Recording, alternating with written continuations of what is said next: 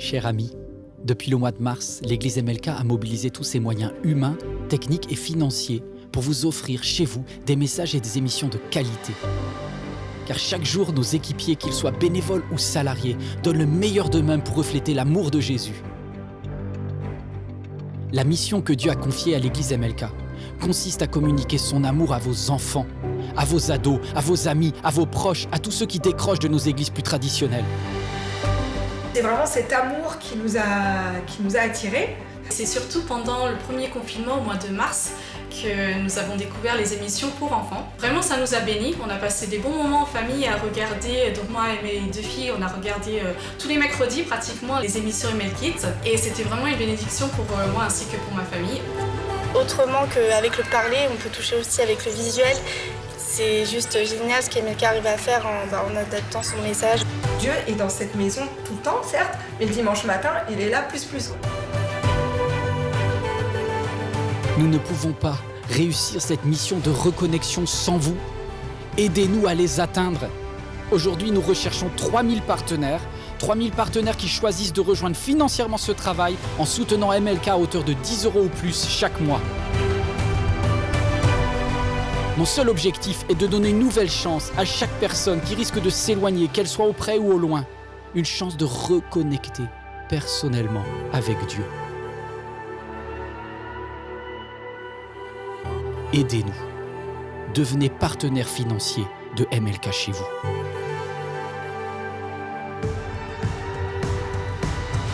La production MLK a besoin de fonds.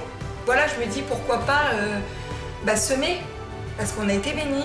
Devenir partenaire pour moi, c'est faire ma part pour que ça bénisse d'autres personnes qui, à un moment donné, auraient peut-être aussi besoin de ce message, de ces messages, à tout moment. Ça me paraît naturel d'aider cette église à continuer à diffuser les messages et à étendre le royaume de Dieu.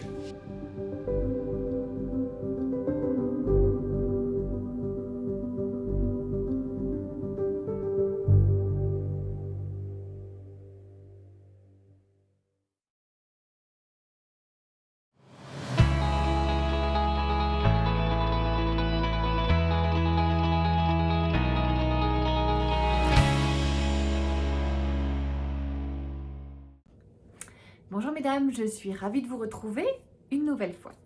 Alors aujourd'hui, je voudrais répondre à une question d'une des dames qui se demande comment faire quand les différences qu'elle a avec son mari lui semblent être plus que ce qu'elle peut supporter.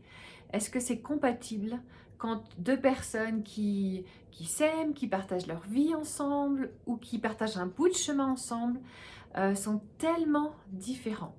Alors cette question m'a fait sourire parce que c'est vrai que souvent nos différences nous attirent et ce qui rendait les choses intéressantes et pétillantes peuvent devenir très agaçantes avec le temps.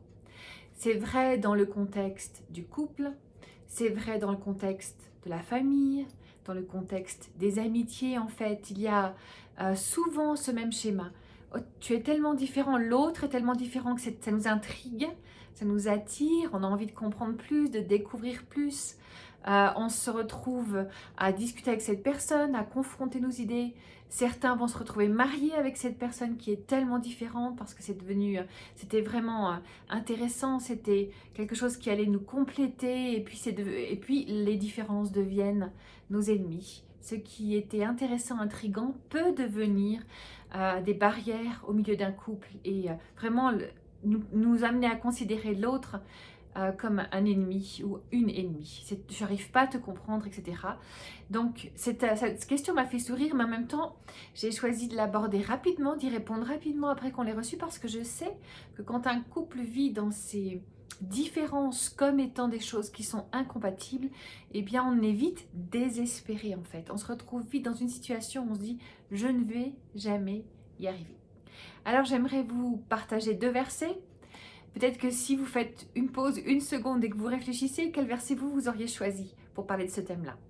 J'aimerais parler du psaume 139, 14. Je te loue de ce que je suis une créature si merveilleuse. Quand on est différent avec quelqu'un, on peut commencer par regarder qu'en fait, Seigneur, tu m'as créé comme une créature merveilleuse, mais tu l'as aussi lui ou elle. créée comme une créature merveilleuse. Donc, Psaume 139, 14, on va garder celui-ci en tête. Et le deuxième, c'est Philippiens 2, 4. Que chacun de vous, au lieu de considérer ses propres intérêts, considère aussi ceux des autres. Alors, j'aimerais qu'on mette en parallèle ces deux versets. Je suis une créature merveilleuse. Il ou elle est une créature merveilleuse. Et Seigneur, tu me demandes de ne pas considérer mes intérêts en premier, mais les siens à l'autre en premier. Ça va nous aider, cette perspective-là, à trouver un bon équilibre. Ces fameuses différences que l'on trouve intéressantes, elles vont nous séparer, nous diviser, nous donner l'impression qu'on n'y arrivera jamais. Et si elles étaient complémentaires? Et si elles nous permettaient, dans le cadre du couple, d'avoir quelque chose qui forme une unité, qui forme vraiment quelque chose de complet en fait. Donc complémentaire, il y a cette notion de « tu me complètes ». Et c'est souvent dans la période où on se sent très amoureux, etc. Où on se dit « ah là là, tu es mon complément, tu es celui avec qui je me sens complet et je peux faire le tour d'une question, tu m'aides à avoir un autre point de vue, etc. » Et si on apprenait à développer cela, en mettant les intérêts de l'autre avant les nôtres, en prenant soin de son conjoint et lui prend soin de nous, en prenant cette habitude de dire aimer c'est donner, de dire je choisis de t'aimer toi, je choisis de comprendre aussi comment tu fonctionnes. En fait, pour pouvoir avancer dans cette complémentarité, il faut apprendre à comprendre le point de vue de l'autre et à se mettre dans ses chaussures à lui ou à elle. C'est très vrai dans un couple en fait. Souvent on reste braqué sur « mais enfin je comprends pas que tu vois pas que le monde fonctionne mieux dans mes yeux ».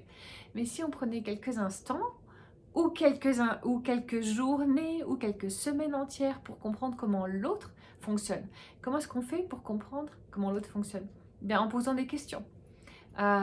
Explique-moi pourquoi tu penses que c'est plus facile de cette façon-là. Explique-moi pourquoi ton point de vue c'est celui-ci. Je pense que quand on est dans une situation de différence, il est important d'apprendre à ne pas être toujours d'accord en fait. Un couple qui fonctionne, c'est pas un couple qui est toujours d'accord sur tout.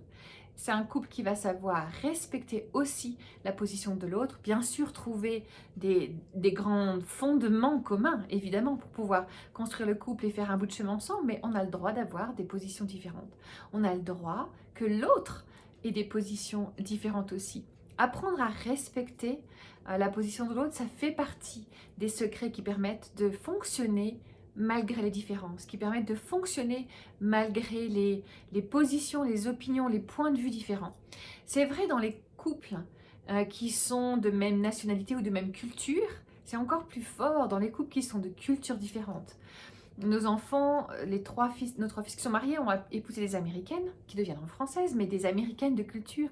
Alors c'est souvent très amusant de voir comment ils voient le monde de façon complètement différente. Nos enfants sont nés en France, ils ont grandi en Asie, maintenant ils sont américains dans leur tête aussi. Et tous les trois ont épousé des superbes jeunes femmes qui sont américaines à 100%.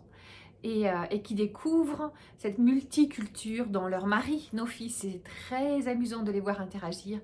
Hier, une de nos belles-filles a découvert que peanut butter, en français, c'était cacahuète. Et alors, ça a pris un fou rire parce que dans cacahuète, vous pouvez comprendre qu'il y a plein de choses quand on apprend le français qui sont très drôles hein, dans ce mot-là. Enfin, je ne vais pas détailler, prendre du temps en détail, mais...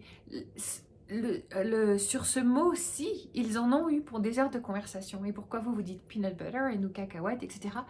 Et c'est un détail, mais c'est très intéressant de voir que la différence soit peut diviser ou peut rapprocher. Et en fait, le fait de prendre le temps de comprendre ce que voulait dire cette histoire de beurre de cacahuète dans la culture française et dans la culture américaine, en fait, ils ont eu une conversation qui les a rapprochés.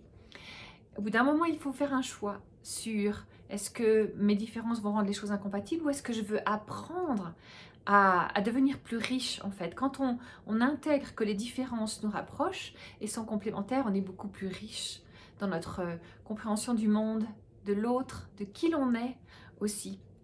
Dans notre maison, on a un tableau, vous allez le voir s'afficher sur l'écran. Je vais vous lire ce qui est écrit dessus et après je vais vous le traduire. C'est écrit « Family, like branches on a tree, we grow in different directions, but our roots remain the same. » Ça veut dire la famille, en fait, comme des branches sur un arbre, on grandit dans des directions différentes, c'est vrai, mais nos racines restent les mêmes. Et quand on arrive à mettre cela ensemble et à se faire un objectif de cela, je pense que nos différences peuvent nous rapprocher. Donc pour mon ami qui a écrit cette question, est-ce que les différences avec mon mari sont incompatibles et est-ce que ça rendra les choses impossibles? Non, c'est une vraie richesse que d'avoir un couple avec des personnalités différentes, peut-être même des cultures différentes. C'est une vraie richesse que d'avoir des amitiés avec des différences tellement importantes qu'on est des fois obligé de s'arrêter et de dire « Attends, je ne comprends pas ce qui se passe, explique-moi pourquoi tu vois le monde comme ça ». C'est une vraie richesse dans les familles, avec nos enfants, avec les enfants qui se rajoutent à la famille, etc. D'intégrer nos différences comme un plus, comme un bonus, comme une autre façon de découvrir le monde. Et puis, Dieu m'a créé comme une créature merveilleuse, Dieu t'a créé comme une créature merveilleuse, et toutes ces personnes autour de toi qui sont tellement différentes de toi aussi. Alors mon défi de la semaine va être très simple. Si tu te rends compte que dans ton cœur, tu as des difficultés avec une personne de ton entourage, ton conjoint, quelqu'un de ta famille, une amie, un ami, eh bien je veux t'encourager à réfléchir à ce qui fait de cette personne une créature merveilleuse. Qu'est-ce que Dieu a mis en elle ou lui qui t'agace, c'est vrai, mais que tu pourrais regarder aussi comme un cadeau de Dieu pour cette personne et pour toi. Et peut-être que tu peux te mettre dans ses chaussures et puis t'imaginer que cette personne fait le même exercice avec toi. Qu'est-ce qu'elle dirait de toi? Quelles sont les choses que cette personne trouverait très agaçantes chez toi qui pourraient en fait être vues aussi comme des forces? Apprendre à regarder l'autre avec ses lunettes à lui, à elle, avec sa vision à lui, à elle, vont nous aider à intégrer les différences comme une force. Comme d'habitude, n'hésitez pas à nous écrire mlkfemme au pluriel @églisemlk.fr. Vous voyez, on se fera un vrai plaisir toujours de répondre à vos questions. Et puis j'aimerais prier pour vous pour terminer. Seigneur, merci de nous avoir créés chacune et chacun de façon tellement unique et tellement précise par toi. Je prie que tu nous aides à voir l'autre comme un cadeau que tu as placé dans notre vie. Donne-nous de mettre les intérêts de l'autre avant le nôtre. Et Seigneur, que nous puissions voir ces différences comme des richesses et des bénédictions et des cadeaux que tu nous as faits.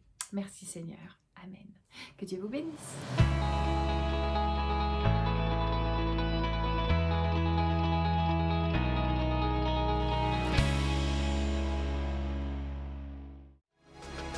On est vraiment heureux de vous donner rendez-vous tous les samedis pour les soirées Free Worship Unité.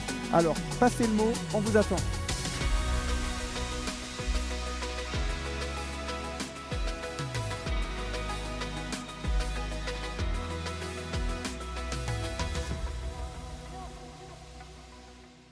Ne ratez pas votre programme tous les mercredis. Alors, rejoignez-nous tous les mercredis à 10h sur la chaîne YouTube MLK. À mercredi!